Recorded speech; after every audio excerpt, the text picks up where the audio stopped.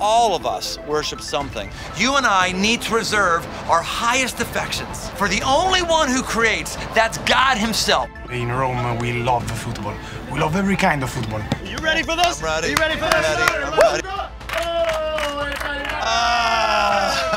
They were worshipers. Yeah. Worshipers of football. Looking back, I worshipped status. Ha! I wanted to be the next Springsteen. What did that get you? If you worship Body Beautiful, it will eat you alive. You find something that'll die for you, you find something that brings hope in life, that is worth worshiping.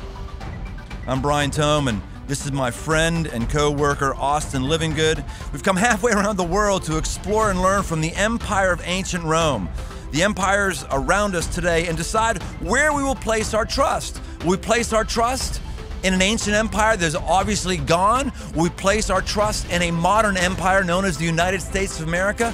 Or will we place our trust in an eternal empire known as the Kingdom of God? This is Empires.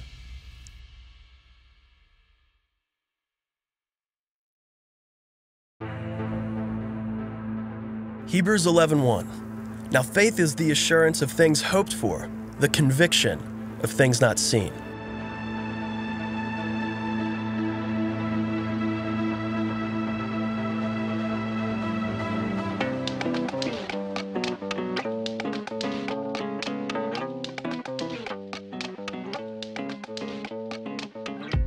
We're here in Rome with our Roman guide and archaeologist, Francesca, who's the original taste tester for the Frappuccino. Oh, the Frappuccino. Yeah. A woman of many skills. Where are we right now, Francesca? We are in front of the Pantheon. The Pantheon, it was a pagan temple, a Roman temple, erected first time in the first centuries before Christ, and then redone by Adrian in the second centuries. My gosh, this is just, I mean, these columns here. Yeah. Are they solid? Our granite columns, they came from Egypt. And our monolithic columns, one block of marble. One block? Yes. You said the emperor who did this was Hadrian? Adrian, yes. Adrian. The Emperor Adrian. All right, let's see if he might still be home. Yo, Adrian! You in there, Adrian? Are you here? Yo, Adrian! All right, come on. I help you. You doing some river dancing there? Is We that what that was? We better shut this door so that like no one comes in on us. I don't want the Avon lady coming in and just. My goodness! Now, Francesca, what was this place used as? It was, first of all, a temple, a pagan temple where the sacrifice or as a worship. So the people came here and it was dedicated to the pagan gods. But till the beginning of the 7th centuries, when the pagan temple of the Pantheon was converted in a church. Wow, so it's been a church? Yeah, and then a kind of mausoleum where the important people were buried. Francesca, this might be a dumb question. How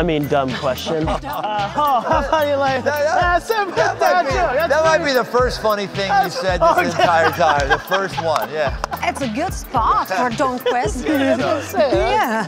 You know, what's the significance? I feel like this is right underneath. Yes, because here the dome, Yeah. the dome of the Pantheon, is not an ordinary dome. It was the first dome, the largest dome, but especially a dome with a hole. The hole is called the eye, and it's not protected by a glass. And so when rains in the Pantheon too. How big is this? It's 142 feet. Jeez. It's a perfect sphere. We are now exactly in the center of the floor of the Pantheon. So if you took a 142-foot ball, it would drop in here perfectly. Perfectly, yes, exactly. Carved Amazing perfectly here. architecture. Yeah.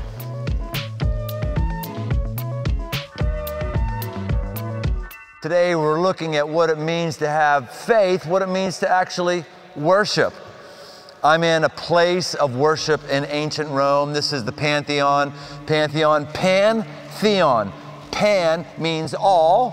Theon, gods. all the gods. In Roman culture, they would have memorials to all the different gods in this place, which they were to worship and give their affections to.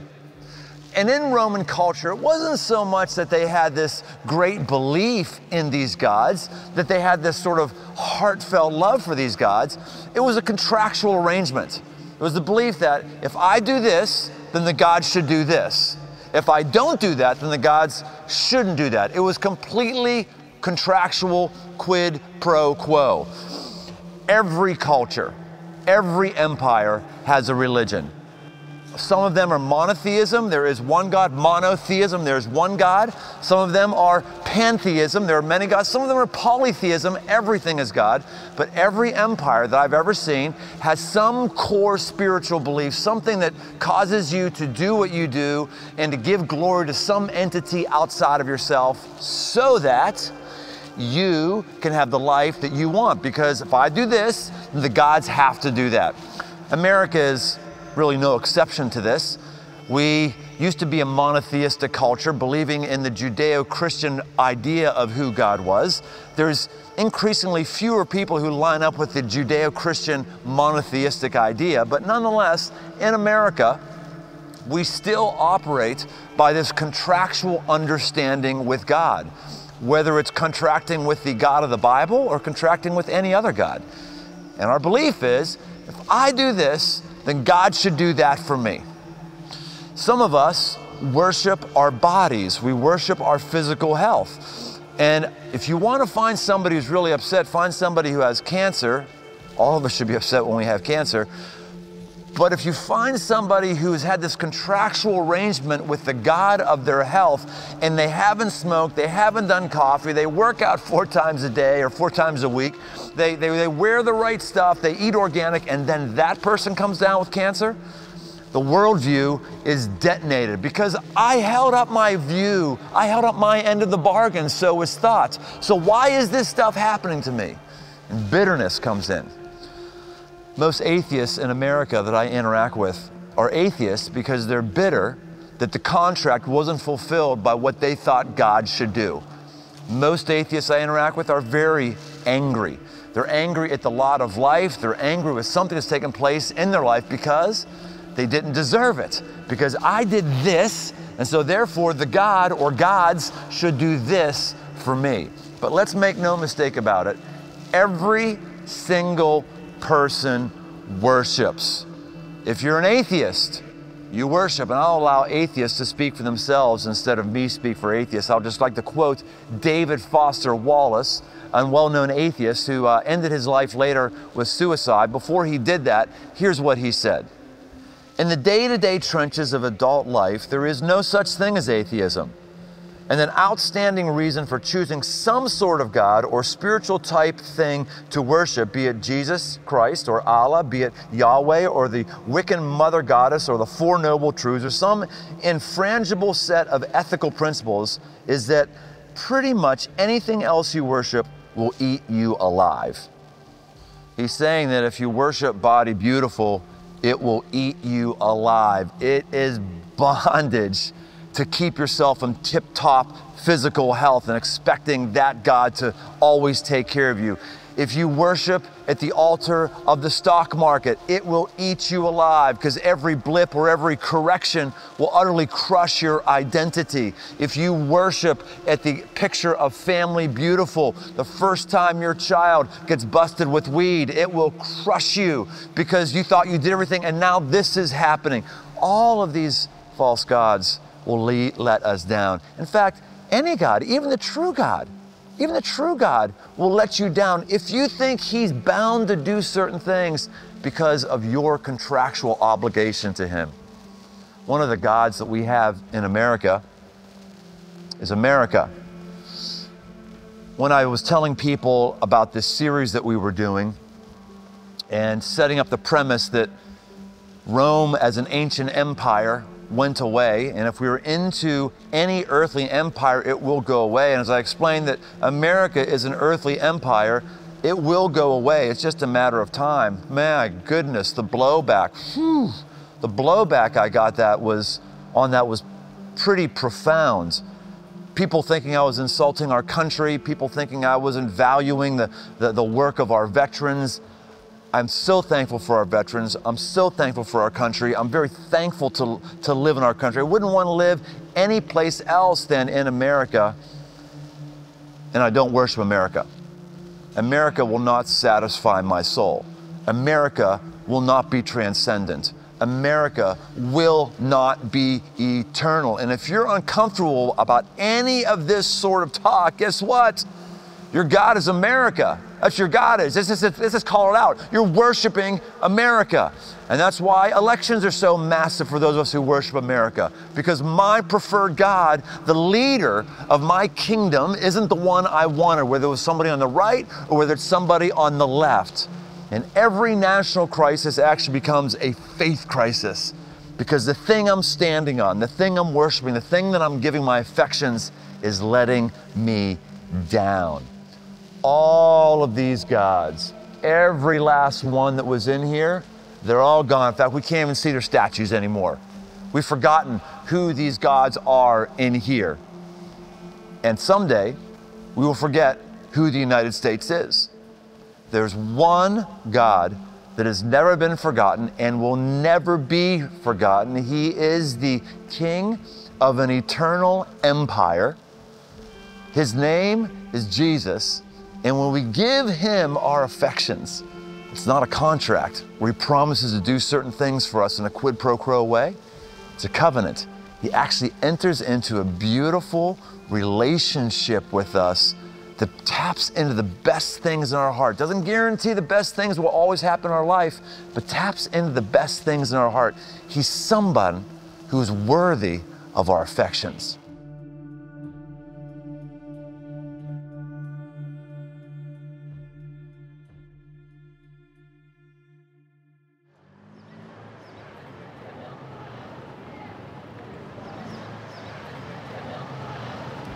I'm in one of the older sections of Rome, a place that has amazing history. When you think about Rome, you gotta think about Caesar, kind of one and the same things. And right here in this area is where a critical thing in the nation of Rome, the Empire of Rome, in the life of Caesar took place. You can see these ruins, these are old basilicas. Right tucked under this road someplace is where those famous lines were uttered that we learned in 5th grade. Et tu, Brute? Et tu, Brute? When Caesar said to his friend, and you too, Brutus?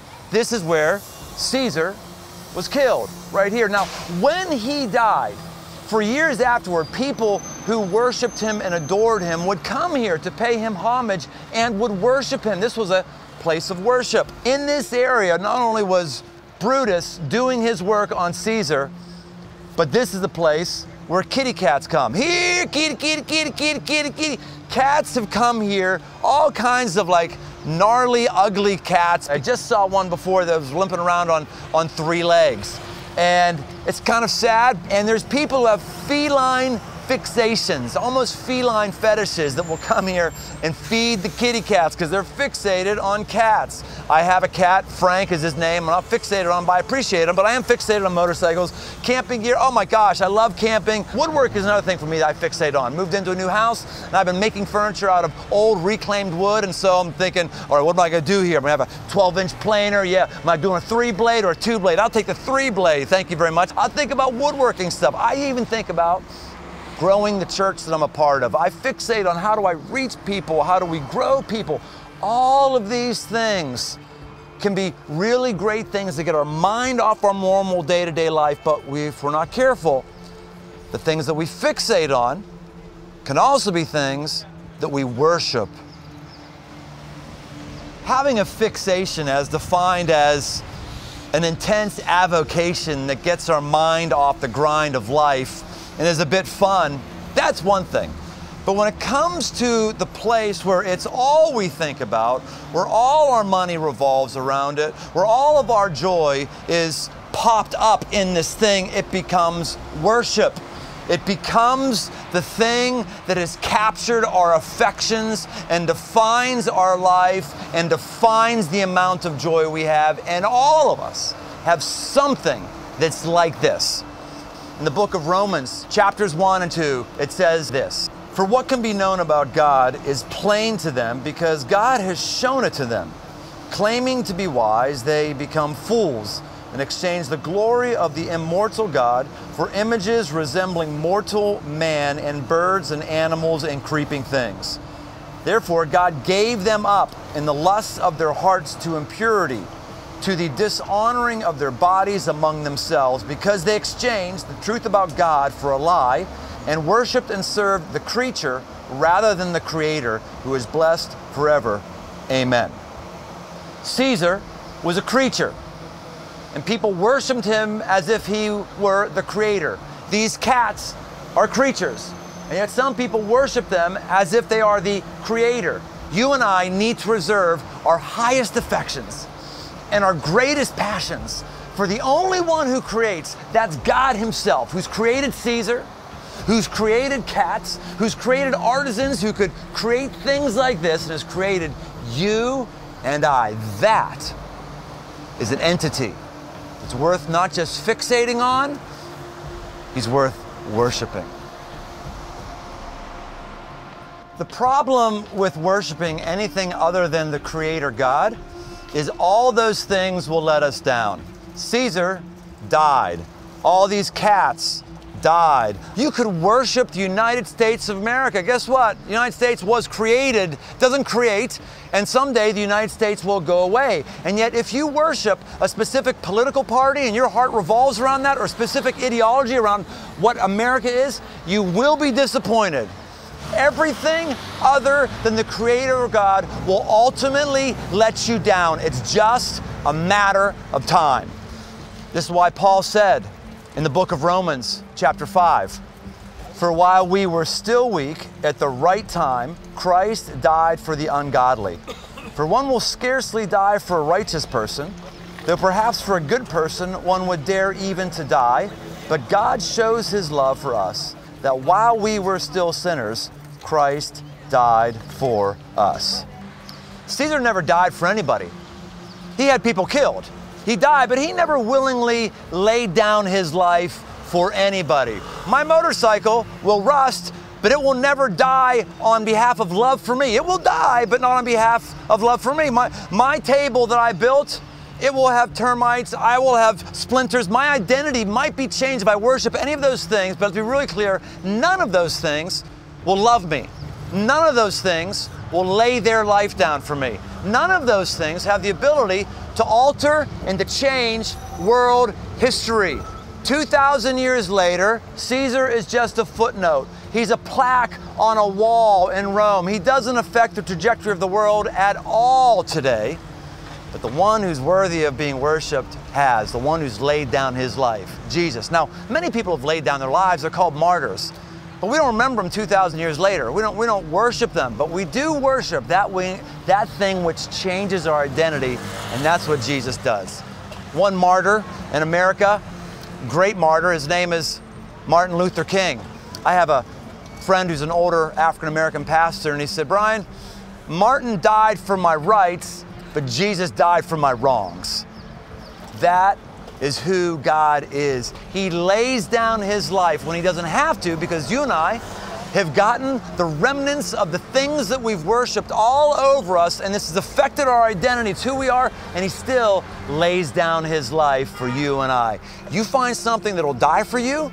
You find something that's been worshiped for 2,000 years. You find something that brings hope in life. That thing, you better give your affections to.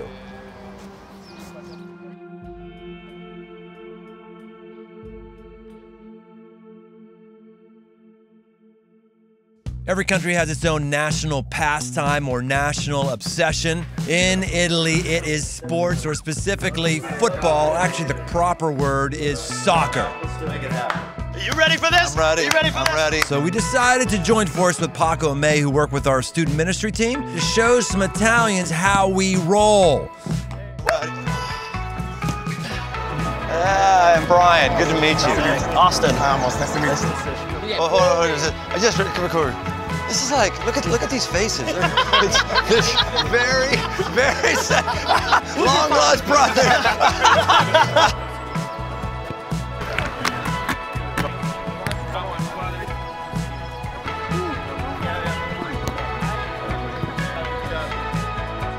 Now we go to the field and we play 5 versus 5, okay? I play with you. You're coordinated. Oh, I'm good. Okay. Cercate di non entrare, raga, Cercate di non entrare. Falli giocare. Oh! Ancora, gira ancora. In Rome we love football. We love every kind of football. Go! Go!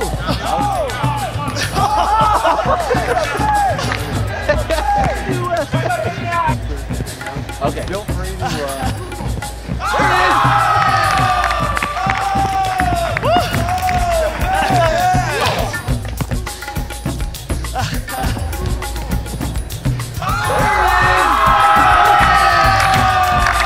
We just scored a goal, and no one on our team can breathe. The good thing of football is a team sport. So everybody can play. So you can play at 50 years, you have 60 years, 70 years. It's a sport. It's a sport for all the people.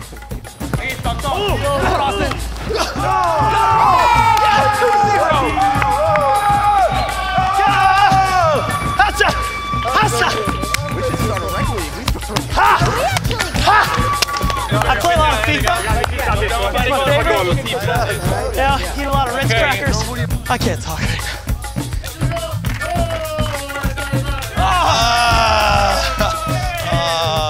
I got a feeling it's about to get ugly down here.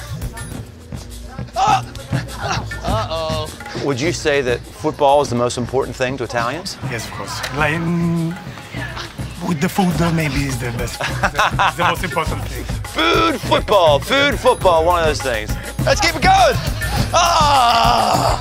What about faith or God? Is there any love for God in this country? It's important for all the religions because in Italy we have Christian, Jewish, Muslim. So, but maybe food is the most important thing. And God's down there. Yes, but it's a different kind of importance in our life. We live for football.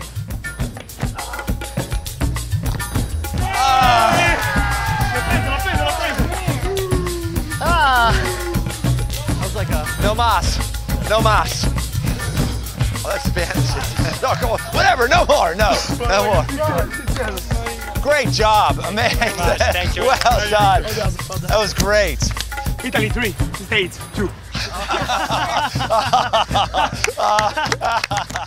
Well, after that butt kicking, Austin and I went back to the hotel room to nurse our wounds and do a little debriefing. Cool. Another good day. You look like you're limping there. Well, this is what happens when you get your ass handed to you. What are you talking about? We put up a great fight. We did put up a great fight. And I'm hurting.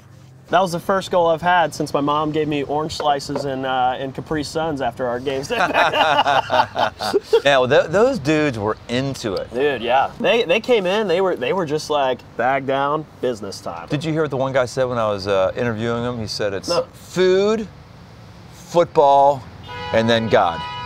Wow. In fact, I even had to push him on the God. He wouldn't even include that. It's just like he said, in Italy, it's food and football. They were worshipers. Yeah. Worshipers of football. Yeah. I was talking earlier about some of my temptations to worship things that shouldn't be worshipped. Do you have any temptations in your area for that? Oh yeah. I played music for a long time, started around 15 years old, traveling. We signed to a label and we were featured on all kinds of different magazines, J14, Alternative Press. Music video was played in malls across the US. Looking back, I can definitely say man, I worshiped status. It was not unusual for people to ask firsthand, not how are you doing, how's the band? That quickly became not just the thing I worshiped, I think it became my identity. Yeah, it became everything wrapped up. No, yeah. So when did that thing go away then? We were together maybe 2 years, and I would even say after that, I feel like I was still chasing it. Part of me still longs for it, and that's the thing I'm constantly living in tension with and having to battle. What do you think? It's a bad thing that you're still chasing after it? I think it's a bad thing to chase after status. I couldn't make a living. None of us could make a living on what we were doing. The worst job I ever had came before I gave everything to God. Specifically, there was this job that I was working. I would go in and get yelled at every day.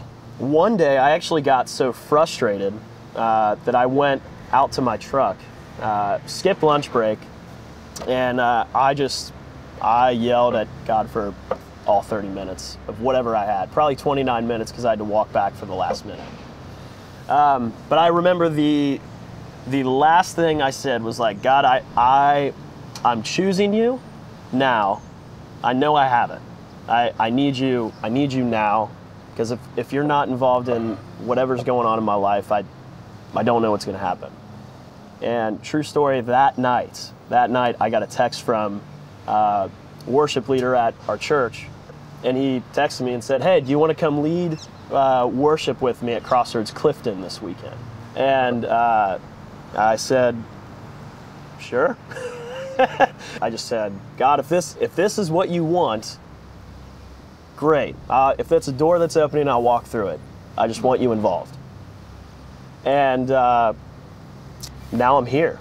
Now I'm a part of Crossroads. Now you're in Rome. Now I'm in Rome with you. Who'd have ever thought, right? Crazy. From that level, Yeah. and you're in Rome, singing in Rome, Yeah.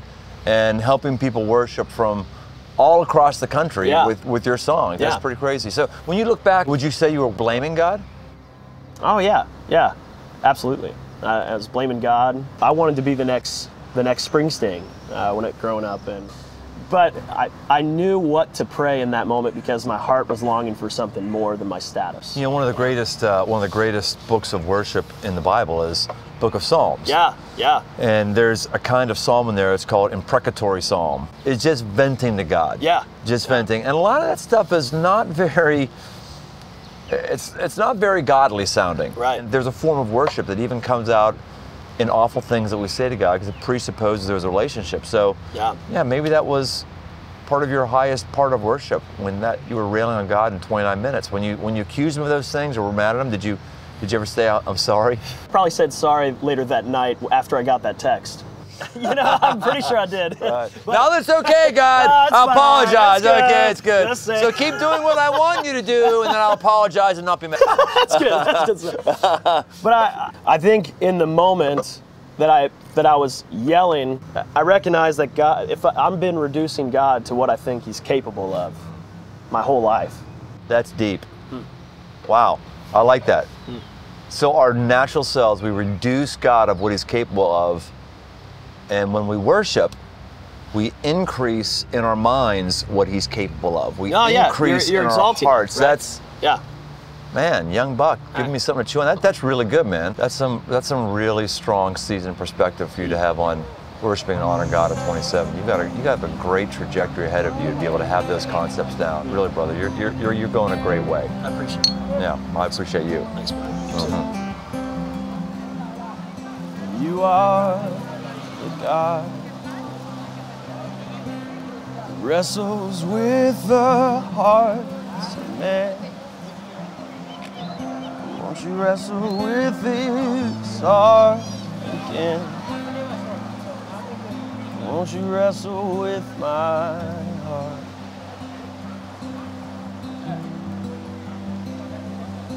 You are God.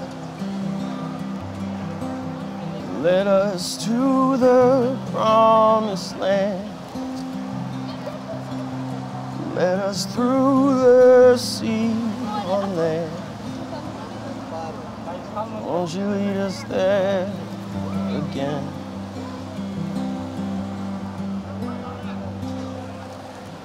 Whoa, whoa, whoa, whoa, whoa.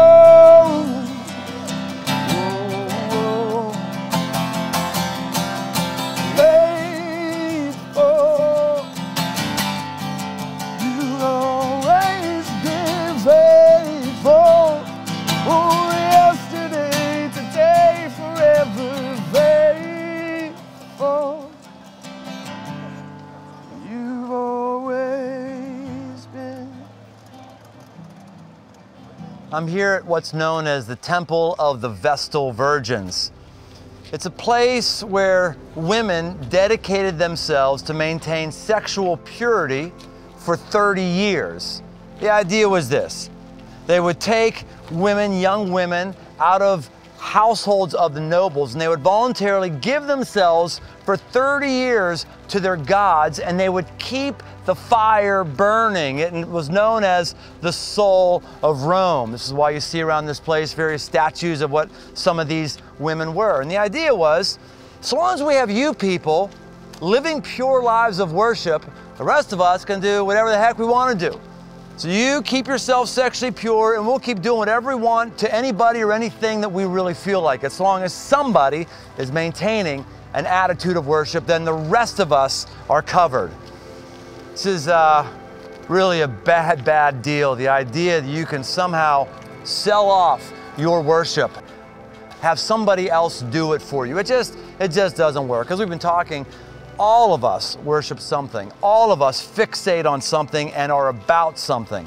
That's why some of us, we come to the end of our lives and we're old and we get very bitter because the thing that we've given our life to, the thing that we've worshiped, it hasn't been paying back. It hasn't provided us joy and eternal satisfaction at all. It's why there's a lot of bitter older people, I believe. It's also why there's these things called midlife crises. What happens?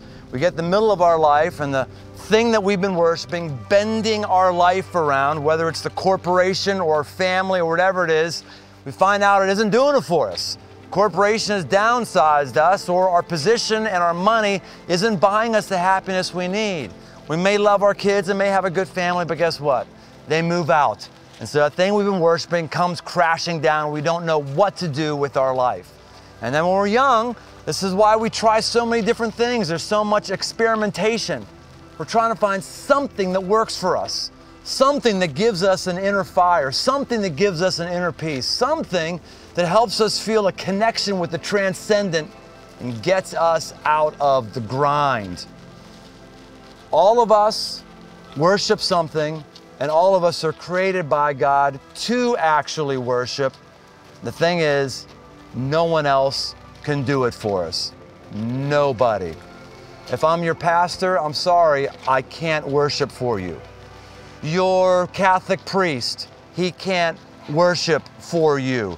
If you like Hillsong worship, which is an amazing group of worshipers, they can't worship for you. Bethel, they can't worship for you. They may be able to help you in your worship, but ultimately, your worship is a choice that you make, and you alone. You alone decide whether or not you'll give your life to God. You alone decide whether or not how you go about your day-to-day life, whether it's your sexual choices, your financial choices, your educational choices, your relational choices, whether or not you do those in such a way as to reflect glory back to God and to keep the fire of your own soul burning.